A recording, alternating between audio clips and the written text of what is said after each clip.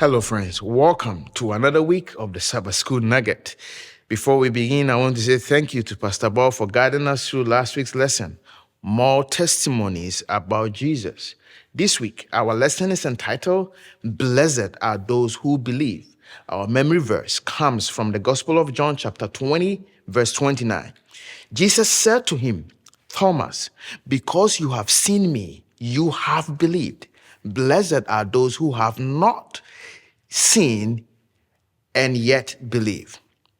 Throughout his gospel, John presents a diversity of people, individuals with different backgrounds and beliefs and experiences, all testifying to who Jesus was.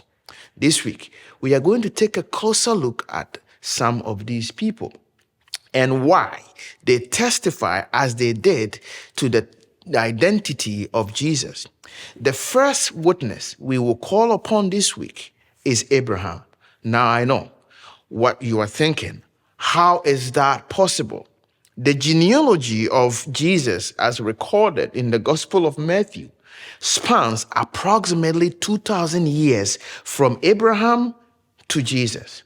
How can a man who lived 2,000 years before Jesus was born be called upon to testify about him?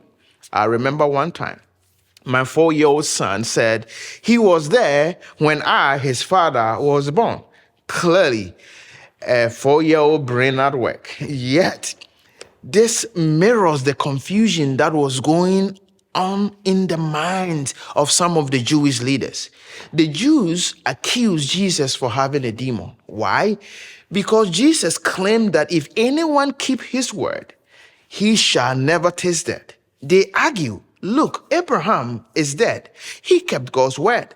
And the prophets are dead. They kept God's word. So what are you saying?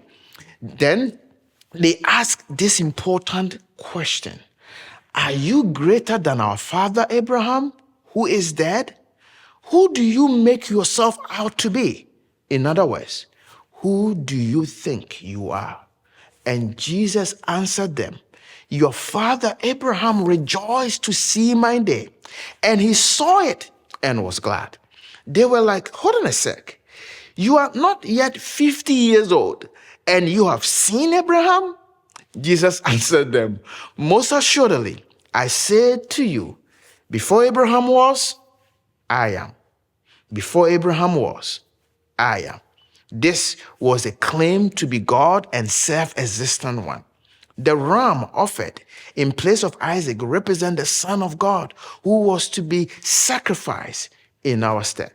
When humanity was doomed to death by disobeying the law of God, the Father, looking upon his Son, said to the sinner, live, I have found a ransom. If your father Abraham were with us today, he will say to you, believe in the only begotten Son of God. What a powerful testimony. And that is the nugget. Thank you for studying. I will see you tomorrow.